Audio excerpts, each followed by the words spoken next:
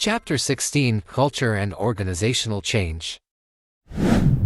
Baik, pada pertemuan kali ini dalam mata kuliah perilaku organisasi yang mana diampu oleh dosen kita yang paling cantik yaitu Ibu Dr. Nova Mardiana SEMM akan membahas materi bab 16 yaitu budaya dan perubahan organisasi yang mana akan dijelaskan oleh rekan-rekan dari kelompok 5.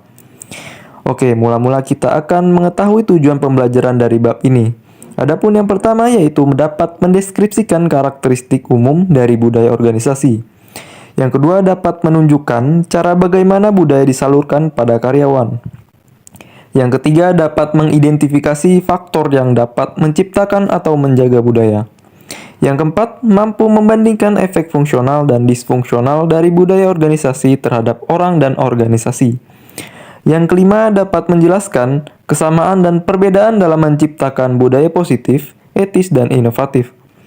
Yang keenam dapat membahas bagaimana perubahan beroperasi baik di dalam maupun di luar organisasi. Yang ketujuh dan yang terakhir yaitu mampu membandingkan 4 pendekatan utama dalam mengelola perubahan organisasi. Hai semua, nama saya Qori Asharaf bin Hussein dengan NPM 22 110 110 70. Perkenalkan, nama saya Natania Tasya Ardelia dengan NPM 22 11 0 11 11 4. Perkenalkan, nama saya Petri Diki Marindra dengan NPM 2251011021. Nama saya M. Hafiz Armanata Wafa, NPM 2211011060. Perkenalkan, nama saya Nisa Hikmah Nabila dengan nomor NPM 2251011116. Baik, izin memperkenalkan diri, nama saya Miftahudin dengan NPM 221010154. Baik, perkenalkan nama saya Rizky Kurniawan dengan NPM 22510111042.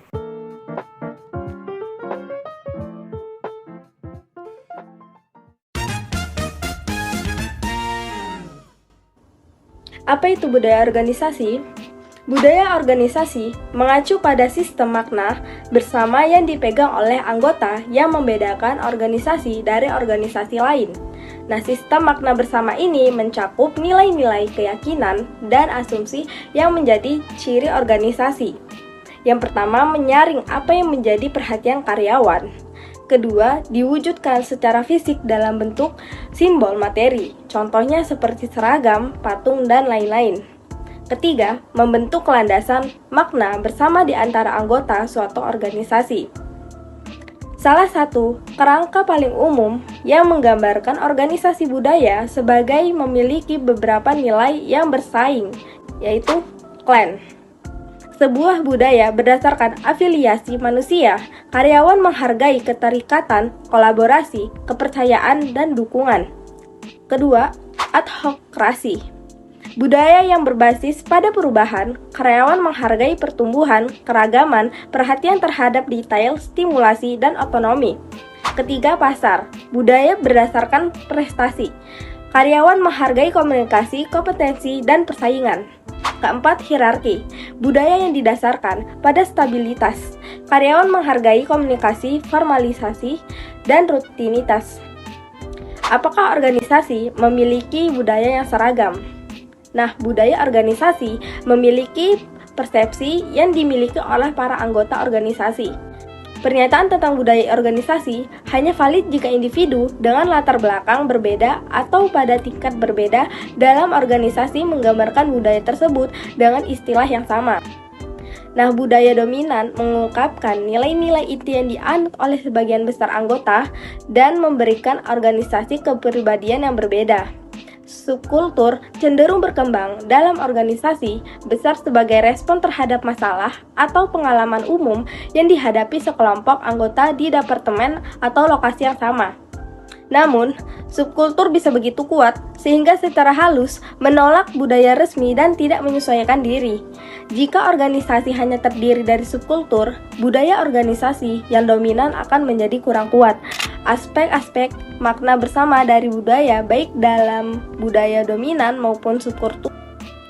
Subkultur bahkan telah terdeteksi di tingkat negara atau bangsa, terbentuk karena imigrasi, asimilasi imigran baru, atau perbedaan kelas di antara masyarakat.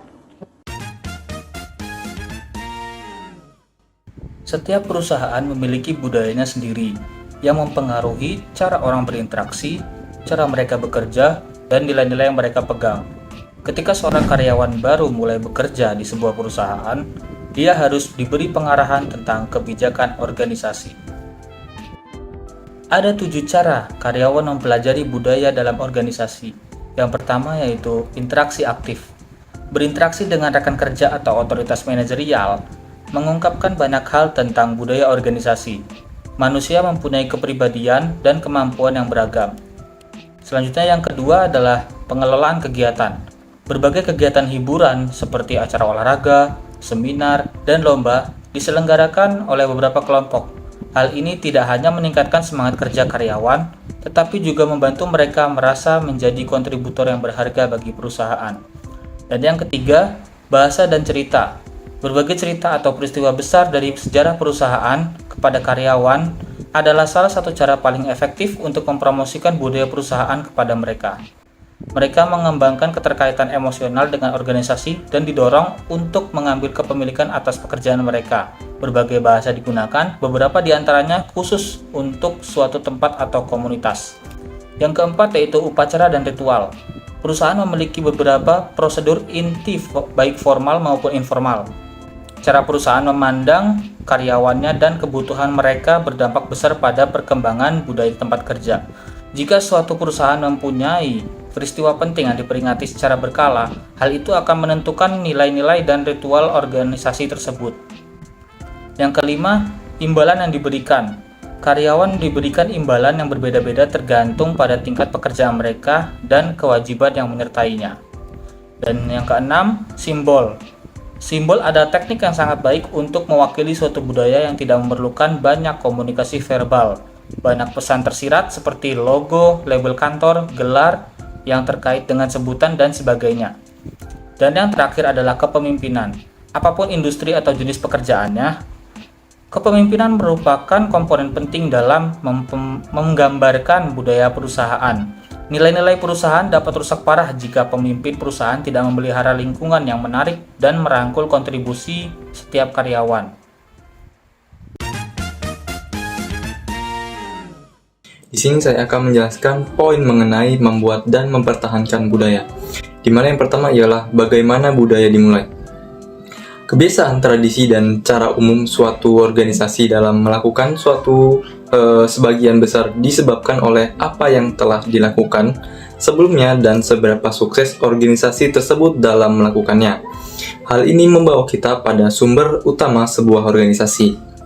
Penciptaan budaya terjadi melalui 3 cara, yaitu yang pertama, para pendiri cenderung mempekerjakan dan mempertahankan karyawan yang berpikir dan merasakan hal yang sama. Kedua, mereka mensosialisasikan karyawan terhadap cara berpikir dan perasaannya. Dan yang terakhir yaitu perilakunya pendiri mendorong karyawan untuk mengidentifikasi diri mereka dan menginternalisasi keyakinan, nilai, dan asumsi mereka. Kita lanjut yang kedua yaitu menjaga budaya tetap hidup. Adapun 3 kekuatan ini menjadi peran bagian yang sangat penting dalam mempertahankan budaya. Yang pertama ada praktik seleksi atau perekrutan, tindakan manajemen puncak, dan metode sosialisasi. Misalnya orientasi, pelatihan, dan termasuk karyawan baru. Yang pertama seleksi. Tujuan eksplisit dari proses seleksi adalah untuk mengidentifikasi dan merekrut individu-individu yang memiliki pengetahuan, keterampilan, dan kemampuan untuk bekerja dengan sukses. Proses seleksi juga memberikan informasi kepada pelamar. Mereka yang merasakan adanya konflik antara nilai-nilai mereka dan nilai-nilai organisasi dapat menyingkirkan diri mereka sendiri dari kelompok pelamar atau bahkan berpura-pura masuk ke dalam organisasi dengan berpura-pura bahwa mereka memiliki nilai yang sama dengan organisasi. Yang kedua yaitu manajemen puncak. Melalui kata-kata dan perilaku, para eksekutif senior menetapkan norma-norma yang menyaring organisasi. Melalui kata-kata dan perilaku, para eksekutif senior menetapkan norma-norma yang menyaring organisasi tentang, misalnya apakah risiko pengambilan yang diinginkan, seberapa banyak kebebasan yang diberikan manajer kepada karyawan, seragam yang harus dikenakan oleh karyawan, dan perilaku apa yang diinginkan dan dihargai. Yang ketiga yaitu sosialisasi. Sosialisasi dapat membantu meringankan masalah yang banyak dilaporkan karyawan ketika pekerjaan baru mereka berbeda dari apa yang mereka harapkan dan dapat menentukan keberhasilan atau kegagalan karyawan dalam memandang pekerjaan mereka lebih ke depan. Kita dapat menganggap sosialisasi sebagai sebuah proses dengan 3 tahap, yaitu prakedatangan, pertemuan, dan metamorfosis. Yang pertama, tahap sebelum kedatangan. Tahap prakedatangan mengakui bahwa setiap orang datang dengan seperangkat nilai, sikap, dan harapan mengenai pekerjaan dan organisasi. Yang kedua ada tahap pertemuan. Proses seleksi dapat membantu menginformasikan calon karyawan tentang organisasi. Saat masuk ke dalam organisasi, anggota baru memasuki tahap perjumpaan dengan dan menghadapi kemungkinan-kemungkinan itu, ekspektasi tentang pekerjaan, rekan kerja, atasan, dan organisasi di dalamnya. Mungkin berbeda dari kenyataan. Ya, dan yang terakhir yaitu tahap metamorfosis. Untuk mengatasi masalah apapun yang ditemukan selama tahap perjumpaan, anggota baru berganti atau melewati tahap tersebut, yaitu tahap metamorfosis. Selanjutnya, apa yang dilakukan oleh budaya?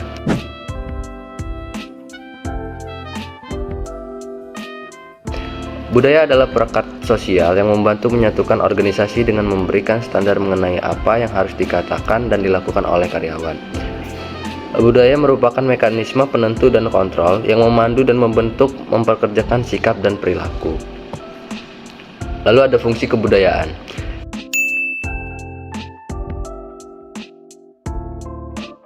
Yang pertama, budaya mempunyai peran yang menentukan batasan. Lalu yang kedua, budaya menyampaikan rasa identitas bagi anggota organisasi.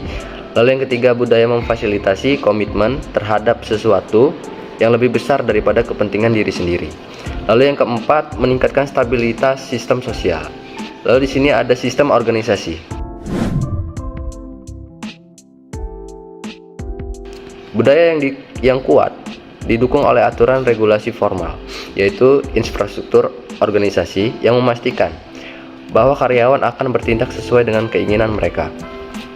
Untuk mendorong inovasi menuju organisasi yang terdesentralisasi, seperti bab tentang struktur organisasi, membuat budaya menjadi lebih penting dari sebelumnya. Namun, ironisnya, hal ini juga membuat pembentukan budaya yang kuat menjadi lebih sulit. Budaya sangat mempengaruhi tawaran pekerjaan, kinerja yang menguntungkan, iklim tempat kerja yang aktif telah dikaitkan dengan kepuasan pelanggan dan organisasi yang lebih tinggi. Lalu ada budaya sebagai aset.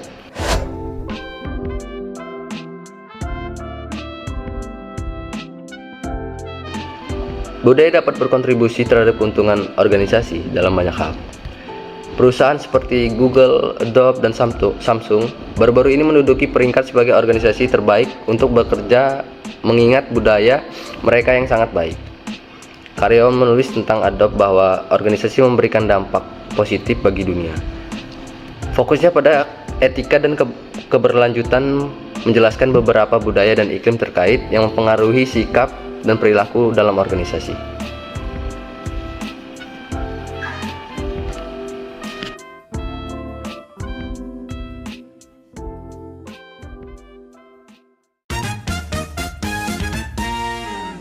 Materi selanjutnya yaitu mempengaruhi budaya organisasi. Jadi seperti yang kita telah diskusikan, budaya suatu organisasi itu biasanya ditentukan oleh para pendirinya sendiri dan seringkali sulit untuk diubah. Nah, idealnya juga budaya ini dibentuk oleh seorang pendiri atau beberapa pendiri yang merencanakan dengan cermat budaya organisasi sebelumnya untuk menciptakan fondasi yang kuat untuk menghadapi masa yang krisis dan juga keberhasilan. Namun pada kenyataannya, budaya organisasi sering berkembang secara alami seiring berjalannya waktu. Ketika kita memandang perkembangan budaya sebagai proses yang berkelanjutan dan dilakukan melalui setiap karyawan, kita dapat melihat cara untuk meningkatkan aspek positif dan etis di lingkungan tersebut yang akan kita bahas selanjutnya. Bagian pertama yaitu mengembangkan budaya yang positif. Pada awalnya, menciptakan budaya positif mungkin terdengar sangat naif atau bahkan seperti konspirasi ala Dilbert. Namun, hal yang membuat kita percaya bahwa tren ini akan bertahan adalah tanda-tanda bahwa praktik manajemen dan penelitian organization behavior atau perilaku organisasi semakin mendekati satu sama lain. Budaya organisasi juga yang positif menekankan pada perkembangan kekuatan karyawan, memberikan lebih banyak penghargaan daripada hukuman, dan mendorong vitalitas dan pertumbuhan individu. Oke, mari kita pertimbangkan masing-masing area ini. Untuk yang pertama, yaitu mengembangkan kekuatan karyawan. Budaya organisasi yang positif menekankan perkembangan kekuatan karyawan sebagai kunci untuk meningkatkan keterlibatan dan kinerja. Kerdakar menyoroti bahwa banyak orang yang tidak menyadari potensi mereka, dan Gallup menegaskan bahwa karyawan yang dapat menggunakan kekuatan mereka secara teratur lebih terlibat dalam pekerjaan. Oleh karena itu, perusahaan yang berfokus pada membantu karyawan menemukan manfaat kekuatan mereka dapat menciptakan lingkungan yang mendukung pertumbuhan dan keterlibatan. Studi kasus dari perusahaan manajemen investasi di Inggris menunjukkan bahwa penggunaan pelatih untuk membantu karyawan memahami kekuatan mereka dapat menghasilkan peningkatan keterampilan, adaptasi terhadap perubahan, dan peningkatan kinerja secara keseluruhan.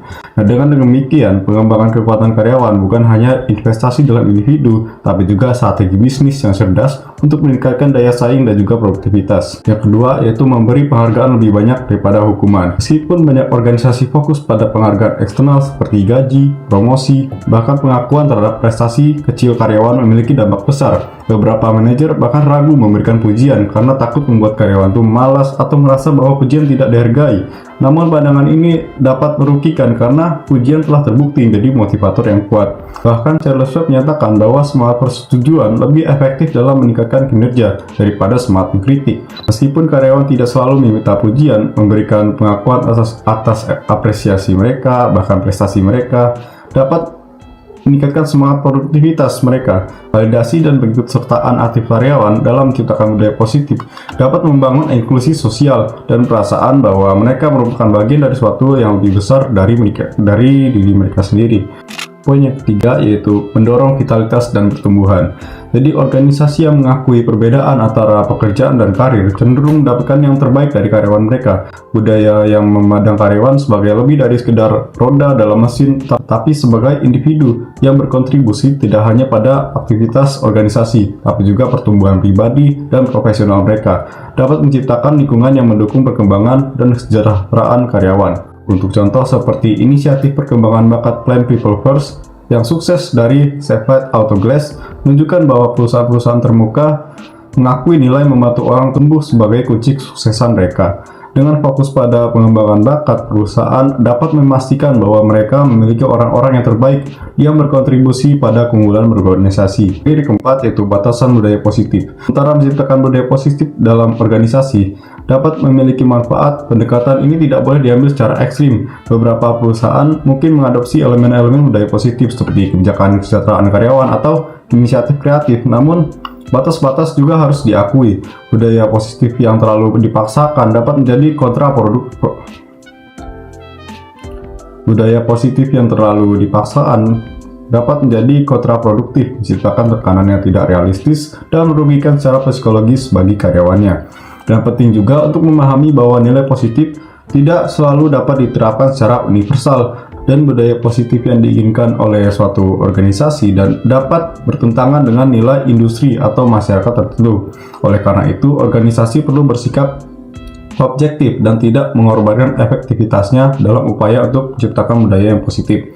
Konsep toxic positivitas juga perlu kita waspadai, di mana tekanan untuk selalu bersikap positif dan menciptakan stigmatisasi dan memaksa karyawan untuk menyembunyikan aspek-aspek negatif atau alami dalam kehidupan mereka. Oleh karena itu, keseimbangan antara menciptakan budaya positif dan mempertahankan realisme secara fleksibilitas dapat mengatasi tantangan, merupakan kunci untuk mencapai keberhasilan organisasi. Oke, untuk bagian kedua yaitu mengembangkan budaya etika. Meskipun terdapat perbedaan antara industri dan juga budaya etika memiliki beberapa nilai dan proses bersama. Oleh karena itu, para manajer dapat menciptakan budaya dan iklim yang lebih etis dengan mematuhi prinsip-prinsip berikut ini. Yang pertama, jadilah panutan yang terlihat. Jadi, karyawan akan melihat tindakan dari manajemen puncak sebagai patokan perilaku yang tepat. Tapi, setiap orang juga dapat menjadi panutan untuk mempengaruhi suasana atau etika secara positif. Jadi kita harus menyampaikan pesan secara positif. Untuk yang kedua yaitu komunikasikan harapan etika. Setiap kali kita berperan dalam kapasitas kepemimpinan, minimalistis ambiguitas etika dengan membagikan kode etik yang menyatakan nilai utama organisasi dan peraturan penilaian yang harus diikuti oleh karyawan.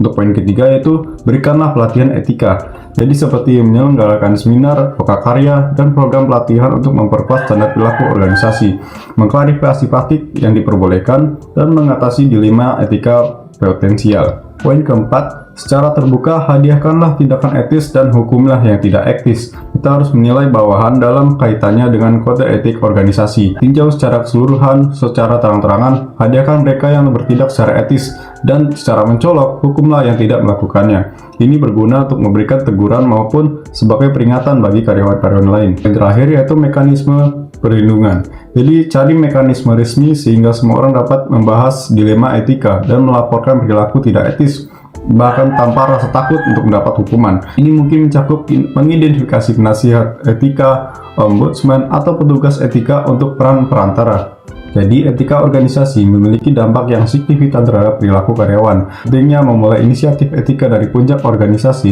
itu sangat ditekankan, karena manajemen puncak yang menekankan nilai-nilai etika cenderung menciptakan lingkungan di mana karyawan lebih mungkin mempraktikkan kepemimpinan yang etis. Penelitian juga menunjukkan bahwa nilai-nilai tekanan dari pembinaan organisasi dapat mempengaruhi niat karyawan untuk terlibat dalam perilaku etis maupun tidak etis. Budaya organisasi yang salah dapat memiliki dampak negatif pada perilaku etis karyawan. Dan sementara juga kepemimpinan yang etis dapat meningkatkan keberanian etis kelompok. Jadi pentingnya budaya etika dalam menciptakan lingkungan di mana karyawan merasa nyaman untuk mengungkapkan pendapat mereka tentang masalah dianggap tidak etis juga ditingkatkan. Selain itu juga kesesuaian nilai-nilai etik karyawan dengan nilai-nilai departemen juga diakui sebagai faktor penting. Karyawan yang sejalan dengan nilai-nilai etika departemen, mereka lebih mungkin dipromosikan. Oleh karena itu, dapat disimpulkan bahwa budaya etika di organisasi itu bukan hanya berasal dari manajemen puncak ke bawah, tapi juga mengalir dari bawah ke atas, melalui kesesuaian nilai-nilai etika karyawan dengan nilai-nilai organisasi mereka. Ini juga menunjukkan bahwa pentingnya menciptakan budaya etika yang kokoh dan terintegrasi di seluruh tingkatan organisasi. Bagian ketiga yaitu mengembangkan budaya inovasi. Dan jadi sebenarnya kita bertanya-tanya bagaimana sebuah organisasi dapat menjadi lebih inovatif.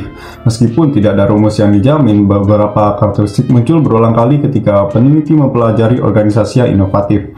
Jadi sumber inovasi variabel struktur adalah suatu sumber potensial inovasi. Tinjauan komprehensif tentang hubungan struktur dan inovasi menghasilkan beberapa kesimpulan berikut. Kesimpulan pertama, yaitu struktur organik berpengaruh positif terhadap inovasi, karena mereka memiliki lebih sedikit diferensiasi vertikal, formalisasi, dan juga sentralisasi. Organisasi organik memfasilitasi fleksibilitas, adaptasi, dan perpaduan untuk mendapat adopsi inovasi lebih mudah. Kesimpulan kedua yaitu hadiah yang bersyarat berpengaruh positif terhadap inovasi. Itu jelas karena kreativitas dihargai dan perusahaan cenderung menjadi lebih inovatif, terutama ketika karyawan diberi umpan balik tentang kinerja mereka serta otonomi dalam melaksanakan pekerjaan mereka. Kesimpulan ketiga, yaitu inovasi diberdayakan ketika ada sumber daya yang berlebih. Jadi memiliki berlimpahnya sumber daya memungkinkan organisasi untuk mampu membeli atau mengembangkan inovasi, juga menanggung biaya mengimplementasikannya dan juga menyerap kegagalan. Oke, itu saja materi dari saya dan seperti biasa terima kasih. Baik rekan-rekan, melanjutkan materi sebelumnya mengenai budaya dan perubahan organisasi. Di sini saya akan menyampaikan mengenai apa itu perubahan. Perubahan adalah ketika segala sesuatunya berbeda dari sebelumnya. Terkadang perubahan tidak disebabkan oleh upaya orang-orang di dalam perusahaan, tetapi dikatalisasi oleh faktor-faktor yang berada di luar kendali perusahaan yang itu bersifat baik ataupun buruk. Pada buku ini yang menjadi rujukan, penulis memberikan contoh faktor yang memaksa terjadinya sebuah perubahan di dalam perusahaan manufaktur smartphone dan gadget dunia, seperti Samsung, Apple, Vivo, Huawei, dan lain-lain, yang mana mereka berkompetisi memperebutkan pangsa pasar sehingga menimbulkan perubahan di dalam perusahaan masing-masing. Lalu, contoh lain dari perubahan ialah revolusi industri. Perubahan juga dapat terjadi disebabkan oleh beberapa peristiwa yang terjadi di dunia. yang memicu akan terjadinya perubahan. Contohnya ketika pandemi COVID-19 menjadikan karyawan bekerja secara remote. Lalu, orang-orang lebih sering berbelanja secara online melalui e-commerce dan pengiriman barang melalui paket ke rumah menjadi lebih sering. Perusahaan seperti Zoom, DoorDash, dan Amazon mengalami peningkatan pendapatan dan margin keuntungan yang besar.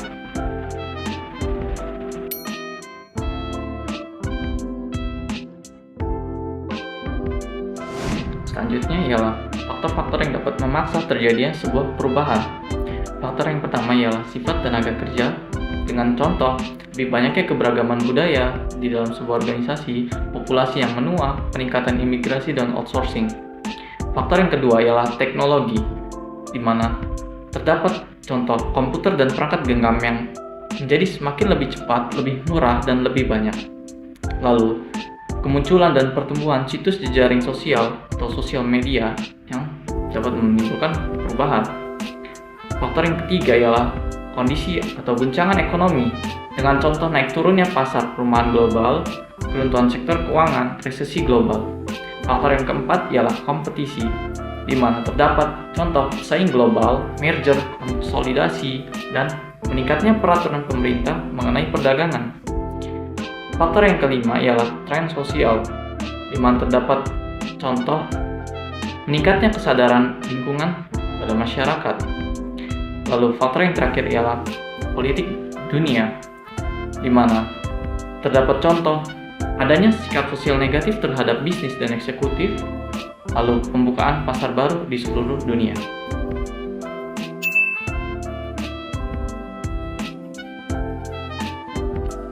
Selanjutnya, sifat alami perubahan. Seringkali perubahan tidak direncanakan dan terjadi secara alami. Namun dalam situasi tertentu, perubahan diupayakan secara proaktif, disengaja, dan berorientasi pada tujuan untuk merealisasikan perubahan. Hal ini dinamakan perubahan terencana. Sebagai contoh, sebuah perusahaan manufaktur mobil yang memasang robotika canggih untuk meningkatkan kualitas dan efisiensi, dan untuk mengantisipasi hambatan akan perubahan ini, karyawan dari perusahaan dikembangkan oleh program pelatihan penggunaan robotika tersebut.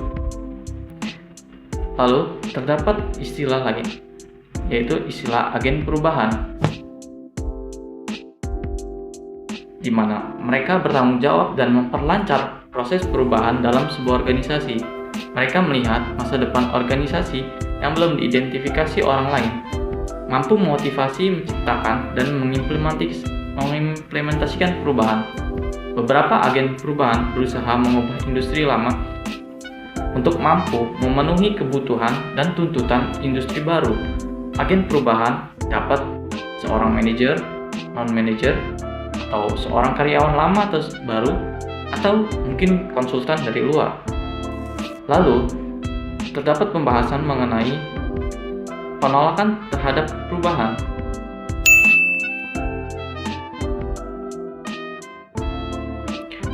Di mana pada pembahasan sebelumnya kita membahas mengenai agen perubahan yang bertugas untuk memberikan kejelasan, harapan, dan memotivasi karyawan untuk mengadopsi perubahan dalam jangka panjang. Tetapi banyak agen perubahan yang gagal karena anggota organisasi berusaha untuk menolak perubahan. Anggota organisasi seringkali menganggap perubahan sebagai sebuah ancaman dan mengatasinya dengan cara tidak memikirkannya atau malah meninggalkan organisasi. Resistensi atau hambatan dapat bersifat terbuka langsung ataupun implisit atau ditangguhkan. Relatif lebih mudah manajer untuk menangani hambatan terbuka dan langsung seperti keluhan dan ancaman mogok kerja. Sedangkan hambatan yang bersifat implisit dan ditangguhkan menjadi tantangan yang sulit bagi seorang manajer.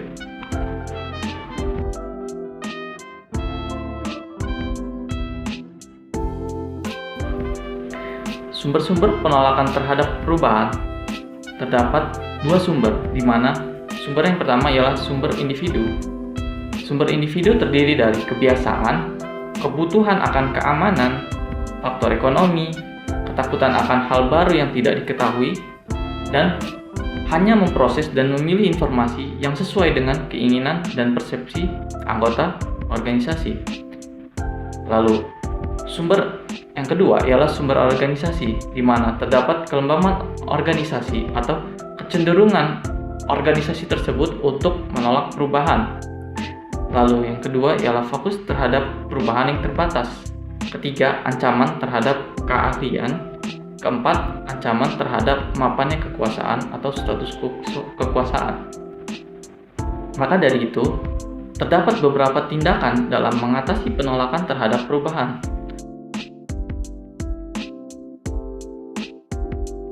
Yang pertama ialah komunikasi yang baik. Kedua, meningkatkan partisipasi dalam membuat sebuah perubahan. Ketiga, membangun dukungan dan komitmen antar anggota organisasi di dalam sebuah perubahan. Keempat, mengembangkan hubungan yang positif. Kelima, menerapkan perubahan secara adil. Keenam, manipulasi dan kooptasi. 7. Memilih orang yang menerima perubahan. Kedelapan, ialah taktik pemaksaan. Di dalam diskusi tentang penolakan tidak akan lengkap tanpa adanya politik perubahan.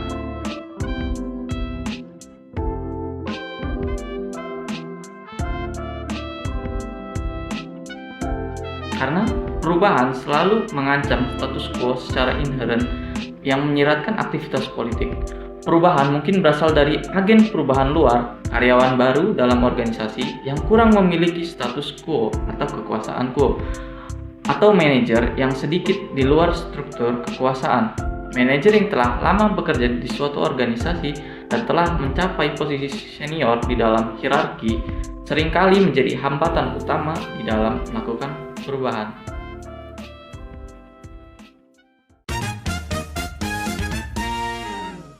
Selanjutnya ada pendekatan dalam mengelola perubahan organisasi. Pendekatan untuk mengelola perubahan organisasi sekarang, kita beralih ke beberapa pendekatan untuk mengelola perubahan itu, yaitu ada model 3 langkah klasik Lewin, rencana 8 langkah Kotler, penelitian tindakan, dan pengembangan organisasi. Yang pertama ada model 3 langkah Lewin, yaitu ada unfreezing, movement, dan rephrasing. Yang pertama itu ada unfreezing. Unfreezing itu artinya mencairkan status quo. Nah, Lewin ini mengibaratkan ini sebagai es agar bisa dilebur. Ini adalah langkah awal di mana tujuan utamanya adalah mengubah sikap, keyakinan, atau perilaku yang sudah ada. Selanjutnya ada movement, yaitu bergerak menuju keadaan akhir yang diinginkan. Hal ini bisa melibatkan pengenalan ide, lalu pendekatan baru, dan ataupun struktur baru. Nah, selanjutnya yang terakhir ada rephrasing, yaitu langkah terakhir untuk membakukan kembali perubahan agar menjadi permanen. Yang kedua ada rencana 8 langkah Kotter. John Kotter mengembangkan 3 model langkah Lewin untuk menciptakan pendekatan yang lebih rinci dalam menerapkan perubahan. Yang pertama ada membangun rasa urgensi dengan menciptakan alasan yang kuat mengapa perubahan itu perlu dilakukan. Yang kedua adalah membentuk koalisi yang mempunyai kekuatan yang cukup untuk memimpin perubahan. Yang ketiga ada menciptakan visi baru untuk mengarahkan perubahan dan menggerakkan strategi pencapaian visi tersebut. Yang keempat ada komunikasi visi ke seluruh organisasi. Yang kelima ada memberdayakan orang lain untuk bertindak berdasarkan visi tersebut dengan menghilangkan hambatan terhadap perubahan dan menolong pengambilan resiko dan pemecahan secara kreatif. Yang keenam, ada merencanakan, menciptakan, dan menghargai kemenangan jangka pendek yang menggerakkan organisasi menuju tujuan visi yang baru. Yang ketujuh, ada mengkonsolidasi perbaikan, menilai perubahan, melakukan penyesuaian yang memerlukan program baru. Yang terakhir, ada memperkuat perubahan dengan menunjukkan hubungan antara perilaku baru dan keberhasilan organisasi. Jadi, 4 langkah pertama Kotter tadi pada dasarnya mengekstrapolasi terhadap pencairan atau unfreezing dari teori Lewin. Langkah 5, 6, dan 7 melambangkan gerakan atau movement, dan langkah terakhir adalah membakukan kembali atau refreezing. Jadi, kontribusi Kotler terletak pada penyediaan panduan yang lebih rinci bagi para manajer dan agen perubahan agar berhasil menerapkan perubahan. Selanjutnya ada penelitian tindakan. Penelitian tindakan adalah proses perubahan yang didasarkan pada pengumpulan data secara sistematis dan pemilihan tindakan perubahan berdasarkan apa yang ditunjukkan oleh data yang dianalisis. Nah, nilainya ini adalah dalam menyediakan metodologi ilmiah untuk mengelola perubahan yang direncanakan. Jadi, penelitian tindakan ini terdiri dari 5. Yang pertama ada diagnosis, yang kedua ada analisis. Diagnosis diikuti dengan analisis, yaitu masalah apa yang menjadi fokus orang, pola apa yang tampaknya diambil dari permasalahan ini. Agen perubahan menyatukan informasi ini menjadi perhatian utama, area masalah, dan tindakan yang mungkin dilakukan. Yang ketiga ada umpan balik, yaitu membutuhkan berbagi dengan karyawan apa yang telah ditemukan dari langkah pertama dan langkah kedua. Yang keempat ada tindakan, yaitu karyawan dan agen perubahan melaksanakan tindakan spesifik yang telah mereka identifikasi untuk mengatasi masalah bersama-sama. Yang kelima ada langkah evaluasi, yaitu langkah terakhir sesuai dengan landasan ilmiah penelitian adalah evaluasi efektivitas rencana tindakan dengan menggunakan data awal yang telah dikumpulkan sebagai tolak ukur. Jadi, penelitian tindakan ini memberikan 2 manfaat spesifik. Yang pertama ada fokus pada masalah. Agen perubahan secara objektif mencari masalah dan jenis masalah menentukan tindakan dan perubahan. Yang kedua, ada manfaat dari penelitian tindakan adalah menurunkan resistensi. Karena penelitian tindakan melibatkan karyawan secara menyeluruh dalam prosesnya. Hal ini mengurangi penolakan terhadap perubahan. Kemudian ada pengembangan organisasi. Pada dasarnya, pengembangan organisasi adalah upaya terencana yang dilakukan di tingkat organisasi untuk meningkatkan efektivitas dan memungkinkan organisasi untuk mencapai sasaran strategisnya. Proses pengembangan organisasi adalah suatu bidang interdisipliner yang didukung berbagai bidang keilmuan seperti psikologi, budaya, inovasi, ilmu sosial, pendidikan, human resource management, change management, organization behavior, dan analisis, serta desain research. Proses melibatkan berbagai tahap jangka panjang seperti peningkatan efektivitas organisasi, penyelesaian masalah, dan perbaikan kinerja organisasi. Kemudian ada pengembangan antar kelompok. Pengembangan antar kelompok adalah intervensi pembangunan organisasi yang bertujuan untuk meningkatkan hubungan kerja antar kelompok. Hubungan kerja yang lebih baik berarti mengenal anggota kelompok dengan lebih baik, serta apa yang mereka lakukan dengan cara mereka bekerja. Hal ini mengarah pada pemahaman yang lebih baik, komunikasi dan interaksi yang lebih berkualitas, dan hubungan yang lebih baik satu sama lain. Pengembangan antar kelompok mirip dengan membangun tim. Dengan satu perbedaan utama, membangun tim berfokus pada anggota dalam suatu kelompok, sedangkan pengembangan antar kelompok berfokus pada membangun tim antar kelompok. Kemudian ada penyelidikan apresiatif, adalah proses yang memberi energi dan inklusif yang dibutuhkan kreativitas melalui seni pendidikan positif. Hal ini membangun keterampilan baru dalam individu dan kelompok, mengembangkan kepemimpinan baru, mendorong budaya pendidikan, dan membantu menciptakan visi dan tujuan bersama dengan membangun nilai-nilai dan inti kekuatan organisasi. Keterlibatan penyediaan apresiatif dirancang dan disampaikan dengan cermat menggunakan proses 5D yang terdiri dari define, discover, dream, design, dan destiny. Tidak seperti model perubahan lain yang memiliki titik awal dan akhir yang berbeda. Proses penyelidikan apresiatif bersifat siklus dan mengundang eksplorasi berkelanjutan terhadap peluang baru dan pembelajaran pertumbuhan dan inovasi. Kemudian ada paradoks perubahan, pertama kali diungkapkan oleh Dr. Arnold Bisser pada tahun 1970. Teori perubahan yang paradoks telah menjadi slogan yang sering digunakan dalam pembinaan dan terapi. Meskipun demikian, teori perubahan yang paradoks merupakan sebuah diktum yang cukup terkenal dalam bidang pembinaan, terutama oleh para pembina yang terlibat dalam pembinaan transformatif, yang berakar pada konsep psikologis bersama. Oleh karena itu, menurut saya patut untuk diselidiki apakah ini hanyalah sebuah pepatah bijak atau sebuah lensa praktis untuk perubahan. Di sini saya akan bacakan studi kasus mengenai Sports Direct. Sports Direct, Peritel atau penelitian perlengkapan olahraga terbesar di Inggris, mendapat sorotan karena praktik kerja yang dipertanyakan, mencerminkan budaya ketakutan yang diduga mendukung kesuksesan perusahaan.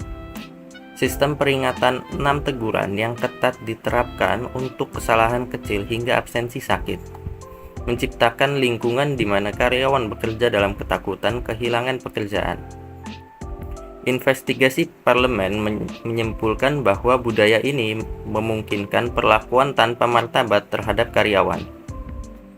Kontrol yang ketat juga terlihat dalam pengecekan keamanan dan penggeledahan di akhir shift.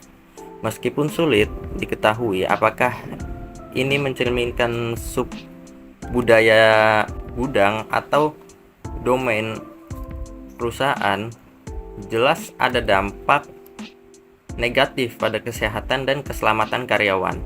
Pendiri perusahaan, Mike Ashley, setuju untuk menyelidiki masalah ini, menunjukkan bahwa perubahan budaya harus didorong dari level kepemimpinan untuk mengatasi isu-isu tersebut. Dari studi kasus tersebut, timbul berbagai pertanyaan yang akan kita jawab pada hal ini. Yang pertama yaitu bagaimana kita menggambarkan budaya di gudang Sports Direct dan bagaimana budaya ini dapat menjadi kemampuan bagi organisasi. Jadi, budaya di gudang Sports Direct dapat dijelaskan sebagai budaya ketakutan yang didorong oleh sistem peringatan 6 teguran. Budaya ini dapat menjadi kemampuan bagi organisasi dalam arti bahwa ketakutan dapat menghasilkan kedisiplinan yang sementara, tetapi dapat menghambat kreativitas, inovasi, dan juga kepuasan karyawan dalam jangka panjang. Budaya ini mungkin memberikan kepatuhan, tetapi dengan biaya tinggi terhadap kesejahteraan dan motivasi karyawan. Selanjutnya pertanyaan kedua mengenai apa yang dikatakan studi kasus ini kepada Anda tentang 6 karakteristik budaya organisasi di Sports Direct. Studi kasus ini menggunakan 6 karakteristik budaya organisasi di Sports Direct. Budaya tersebut mencakup ketakutan, kontrol ketat, eksploitasi, kurangnya keadilan, ketidaksetaraan, dan juga dampak pada kesehatan dan keselamatan. Sistem peringatan yang keras menciptakan atmosfer ketidakpastian dan tekanan. Sementara pengawasan yang ketat dan perlakuan tidak adil terhadap pekerja mencerminkan kurangnya keadilan dan ketidaksetaraan di tempat kerja. Lalu pertanyaan ketiga mengenai dengan banyaknya toko dan karyawan, bagaimana Anda mengubah budaya organisasi di Sports Direct? Menurut Anda, tindakan apa yang harus dilakukan oleh Sports Direct? Jadi, untuk mengubah budaya organisasi di Sports Direct, beberapa tindakan perlu diambil. Yang pertama yaitu pemimpin perusahaan termasuk pendirinya harus memimpin perubahan budaya dengan berkomitmen untuk menciptakan lingkungan kerja yang lebih sehat. Dan pengawasan eksternal juga dan pemeriksaan independen dapat membantu memastikan implementasi perubahan. Perlibatkan karyawan dalam pengambilan keputusan dan mendengarkan keluhan mereka akan memberikan rasa kepemilikan dan juga keterlibatan yang lebih besar. Revisi kebijakan seperti menggantikan kebijakan 6 kali mogok kerja dengan pendekatan yang lebih adil juga diperlukan untuk menciptakan budaya yang mendukung kesejahteraan dan produktivitas kerja. Oke, berikut ini adalah kesimpulan dari bab ini. Budaya organisasi memiliki dampak signifikan pada efektivitas, perilaku anggota, dan respon terhadap perubahan. Nilai, keyakinan, dan asumsi membentuk budaya yang unik. Meskipun dapat mirip, subkultur bisa muncul dalam sebuah organisasi. Budaya awalnya diprakarsai oleh pendiri dan diteruskan oleh manajemen puncak serta dipelajari oleh karyawan melalui praktik sosialisasi. Budaya mempengaruhi efektivitas melalui iklim yang mencerminkan nilai. Pemimpin dituntut untuk mengembangkan budaya positif, etis, dan inovatif. Perubahan organisasi adalah tantangan yang memerlukan manajemen proaktif, penanganan penolakan, navigasi politik, dan pengelolaan proses perubahan. Meskipun alat tersedia, tidak ada solusi yang instan, dan transformasi budaya serta manajemen perubahan adalah perjalanan yang terus berkembang.